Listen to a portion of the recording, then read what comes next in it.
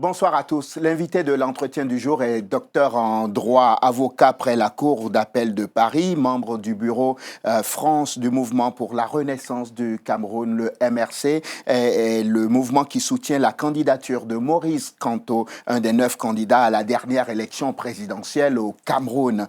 Maître Florence Ngueyep Noumo, bonsoir. Bonsoir, Monsieur Merci d'avoir accepté notre invitation. Nous sommes très heureux de vous accueillir sur ce plateau. C'est moi qui vous remercie et je dis bonsoir à tous les auditeurs, n'est-ce pas, et téléspectateurs, n'est-ce pas, de Télésud. Quand je vous vois sourire comme ça, je me dis que c'est le sourire de quelqu'un qui se dit que bientôt, peut-être, le ministère de la Justice va lui échoir. Oh, c'est surtout quelqu'un qui pense que, pour une fois, depuis très longtemps, oui, le Cameroun a vraiment une chance d'être doté d'un dirigeant à la hauteur de ce que ce pays mérite. Je pense que je souris et encore je retiens, je n'éclate pas encore de rire. Ah oui? Parce que connaissant le Cameroun, il va falloir aujourd'hui que nous défendions, n'est-ce pas, le choix de notre peuple. Oui. Parce que ça risque de ne pas aller tout seul. Vu déjà toute l'agitation, effectivement, qu'il y a autour, n'est-ce pas, du résultat, enfin, pas du résultat, mais en tout cas, du marquage de ce pénalty, dont tu as parlé, le tireur de pénalty. On parlera de ça. Ça ne veut pas dire qu'il y a une victoire au coup de sifflet final. En sortant de cette métaphore, on va juste s'arrêter quelques secondes pour planter le décor. Et il y a donc eu une élection présidentielle le 7 octobre dernier au Cameroun, dans votre pays. Votre candidat que vous soutenez, Maurice Kamto, était donc en course juste au lendemain donc de cette élection. Et il a convoqué la presse. Et dans une métaphore sportive, il a dit « J'assume pleinement la charge que le peuple camerounais m'a assigné, le mandat que le peuple camerounais m'a assigné. On m'a donné un pénalty, je l'ai tiré, je l'ai marqué. » Histoire de dire, qu'est-ce qu'il voulait vraiment dire, en fait? Puisque vous êtes dans son camp, que voulait-il dire? Il voulait dire déjà que la mission que lui a confiée le peuple camerounais, c'est-à-dire effectivement de se battre pour lui, que cette mission a été, n'est-ce pas, conceptualisée et bien formalisée dans le cadre de cette élection. Il entendait effectivement porter donc cette mission avec courage et en résistant effectivement à toutes les pressions possibles, parce que ça fait bien plus d'une année qu'il subit toutes sortes de pressions. Il y en a même qui ont pensé à un moment qu'on l'obligerait par des insultes et tout genre de menaces sur les réseaux sociaux et autres à retirer sa candidature, c'est vous dire. Donc oui, tout à l'heure vous avez parlé de sourire, mais c'est un sourire, mais je veux dire, ma victoire est extrêmement contenue, ma joie est extrêmement contenue, parce que je pense que c'est aujourd'hui que le peuple camerounais doit confirmer ce soutien-là et ne pas se laisser voler. En fait, vous utilisez tous les mots possibles, mais sans jamais dire « nous avons gagné l'élection présidentielle ». Est-ce que je peux le dire à votre place et vous direz oui? Vous pouvez, bien sûr. Donc, vous pensez aujourd'hui que le prochain président de la République au Cameroun ne s'appellera pas Paul Biya? Il s'appellera certainement Maurice Kamto. Certainement. Pourquoi? Vous êtes la Cour constitutionnelle. Je suis absolument sûr. Où vous travaillez à l'ECAM. Vous savez, la Cour constitutionnelle doit refléter la volonté du peuple. La Cour constitutionnelle n'est pas sui generis. Et je peux vous dire que si on attend 15 jours pour proclamer les résultats, ce n'est pas du tout pour aller modifier les PV, parce que ce sont des faits. Je veux dire, ce n'est pas pour trafiquer quoi que ce soit. C'est simplement le temps de vider éventuellement le contentieux électoral. C'est tout. Ce n'est pas le temps qu'on laisse à quiconque d'aller fabriquer quoi que ce soit. Le résultat est connu. Même s'il y a des invalidations de certains résultats, étant donné, nous, du MRC, qui n'avons aucune possibilité de frauder, étant donné que l'ECAM qui supervise les votes est une émanation du président de la République, Paul Biya, et du RDPC. Ils sont, pour la plupart d'ailleurs, membres du RDPC, y compris aujourd'hui. Étant donné tout cela, nous n'avons aucun doute, puisque s'il y a des invalidations, c'est nous qui demanderons les invalidations. Pour toutes les irrégularités qui ont entaché certains processus, certains comportements absolument inacceptables. Lesquels, par exemple? Par exemple, nous avons eu dans certaines villes nos scrutateurs qui ont été interdits d'entrer. Par exemple, prenons simplement un cas qui est très proche de nous, la Suisse par exemple, où on a interdit par exemple à certains scrutateurs d'entrer ou invalider comme ça de façon... Interdit. Mais ce sont les chefs de bureau de vote, ce sont les gens du RDPC. Vous souriez comme si vous croyiez qu'il y avait des choses... Je ne fais pas de la langue de bois. Oui. Je ne fais pas la langue de bois du tout. J'essaie juste de vous comprendre, madame. Simplement, vous savez qu'en bonne juriste, j'évite surtout d'anticiper sur les choses parce que je parle toujours de faits. Et j'affirme et confirme ce que je peux justifier. Lorsque on nous remonte, hein, d'abord il y a des vidéos à l'appui où nos scrutateurs, par exemple en Suisse, pas les nôtres d'ailleurs, les scrutateurs d'un parti d'opposition en Suisse n'ont pas pu participer. Ou le mandat qui a été remis à nos scrutateurs, parfois, on trouve que c'est invalide alors que c'est faux. Nous avons une élection où il y a des personnes qui disposent d'une carte électorale, par exemple, ne retrouvent pas leur nom sur les listes électorales. Ils ne peuvent donc ça, c'est pas la faute du RDPC quand même. Mais c'est au moins la faute de l'ECAM. Oui. Alors, retournez-vous vers Elecam. Qu'est-ce qu'ils ont à voir dedans, vos adversaires? Lorsque je parle, attendez, Elecam est une émanation du RDPC. Je dis, ce sont... Mais ça veut dire... Non, pas du tout. Ce n'est pas un procès en sorcellerie. Mais qui est-ce qui ne sait pas que dans ce pays, si un opposant, enfin, si quelqu'un qui n'est pas du RDPC gagne des élections, il y a de fortes chances que cette victoire lui soit volée. L'histoire parle pour nous. 1992, nous sommes sûrs que M. John Fundi avait gagné les élections. Il a subi tellement de pression, maison encerclée, chantage en tout genre, et il a dû abandonner ce pouvoir. Au point où la requête en contestation la requête qui avait été formulée, le recours qui avait été formulé par Maître Akeremouna, à l'époque, qui aujourd'hui d'ailleurs forme un tandem avec mon candidat, avec monsieur le futur président de la République du Cameroun, monsieur Maurice Kamto, avait fait un recours, n'est-ce pas, pour contester donc toute cette pression qu'il subissait. Et elle était tellement forte que M. John Fundi a demandé de tout laisser tomber, qu'il avait... Voilà. Maître, posons-nous, pour que nos téléspectateurs nous suivent, parce que peut-être que vous et moi, nous suivons un peu plus l'actualité qu'eux. Il y a donc cette élection. À l'heure où vous et moi, nous parlons sur ce plateau, vous me dites que vous êtes sûr qu'il y aura une alternance politique à la tête de votre État au Cameroun. Tout simplement parce que les éléments de preuve que vous avez, les procès-verbaux que vous avez pu compiler au sein de votre propre camp, vous donnent le droit d'espérer que le prochain président de la République ne sera pas Paul Biya. C'est ce que vous me dites ce soir. Me donne le droit de savoir, d'affirmer. Ce n'est pas d'espérer. J'affirme que ce ne sera pas Paul Biya. Et si c'était lui? Ce ne sera pas lui parce qu'il a perdu les élections. Il a été battu.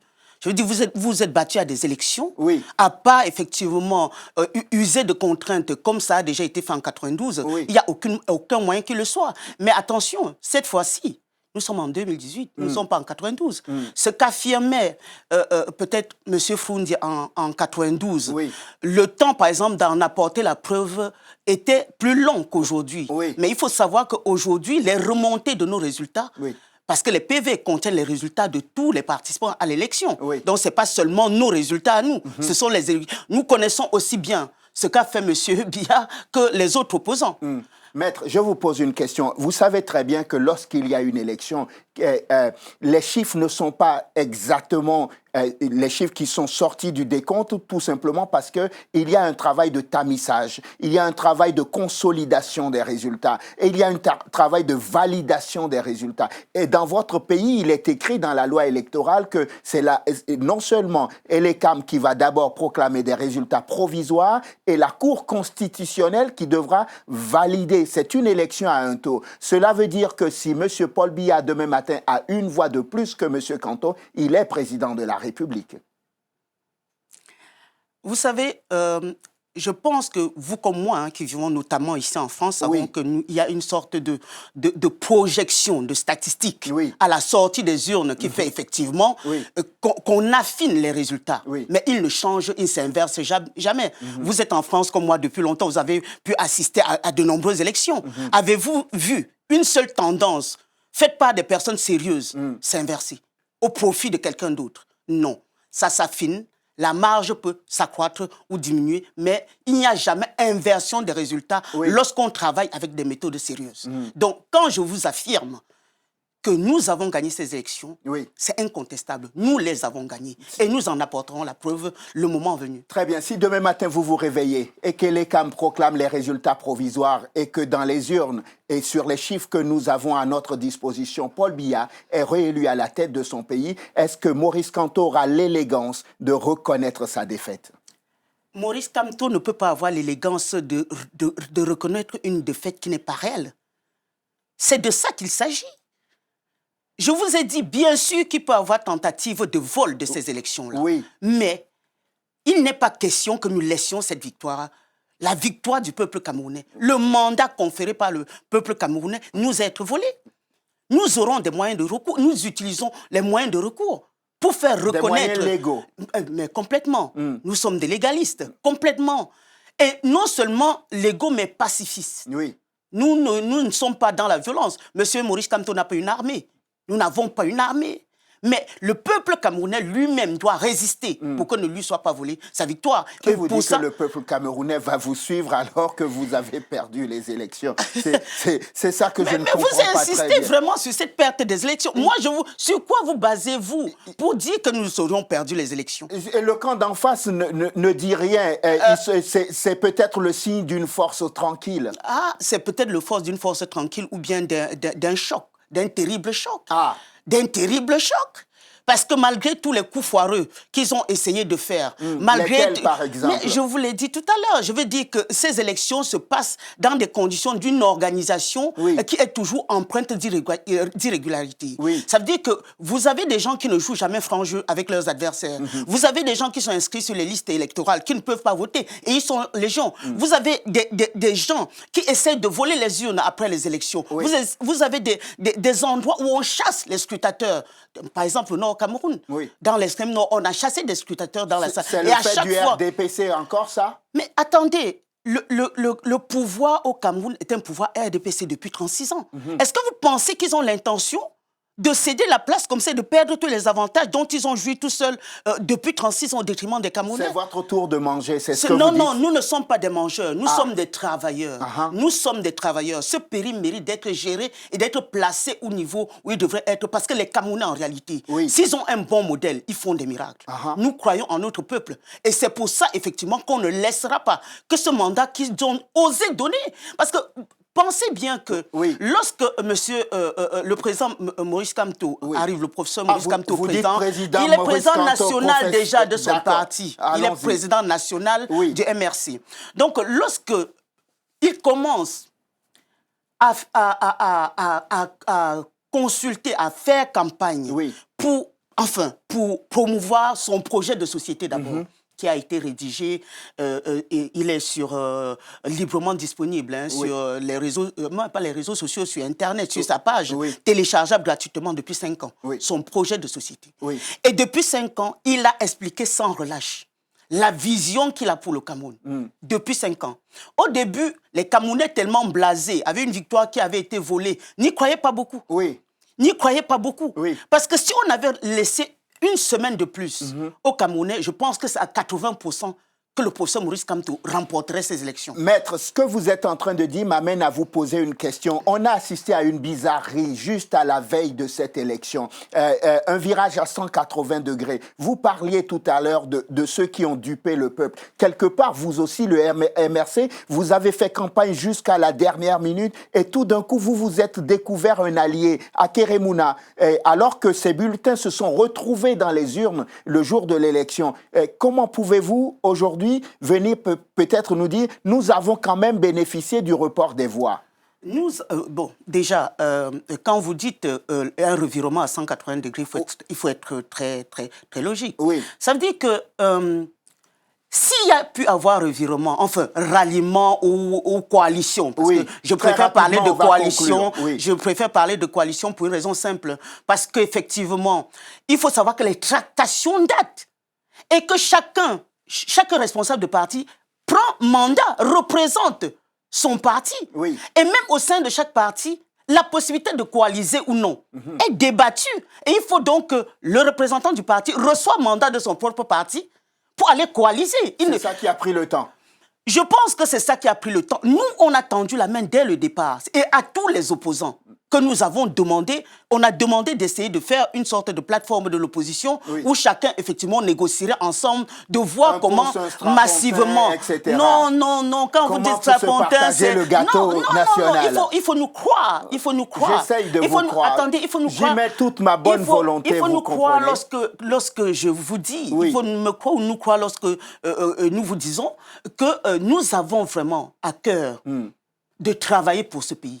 Nous avons à cœur, on n'est pas là pour... Mais le professeur Maurice Kamto, c'est pas quelqu'un qui a faim. Il se serait épargné beaucoup de galères s'il n'avait pas voulu être président de la République du Cameroun. Vous dites qu'il a le Cameroun attaché au cœur, c'est ça? Il porte le Cameroun en lui. Comme tous les Camerounais, comme vous. Absolument. Alors comme là, Paul Biya. Je le laisserai répondre. Parce que si on voit le résultat de son amour pour le Cameroun depuis 36 ans, je me demande si, même dans votre propre maison, même votre maison gérée comme ça, c'est que vous ne l'aimez pas. Maître, on va conclure sur une dernière question. Nous sommes dans un scénario à l'heure actuelle fictif. Je vous le propose, ce scénario. Dans 15 jours, la Cour constitutionnelle de votre pays informe l'opinion nationale et internationale que le Cameroun a décidé de poursuivre avec Paul Biya. Est-ce que vous, votre parti, le MRC, Maurice Kamto et tout le monde, vous allez vous incliner devant la décision de la Cour constitutionnelle? Ce sera ma dernière question. Je dis non, parce que ce serait laisser la victoire des Camerounais lui être volée. Absolument pas. Lorsque vous recevez mandat pour exécuter une mission, vous devez l'exécuter, cette mission. Vous avez accepté d'être le mandataire des Camerounais. Ce n'est pas pour venir les abandonner parce qu'on aurait déclaré des résultats de complaisance.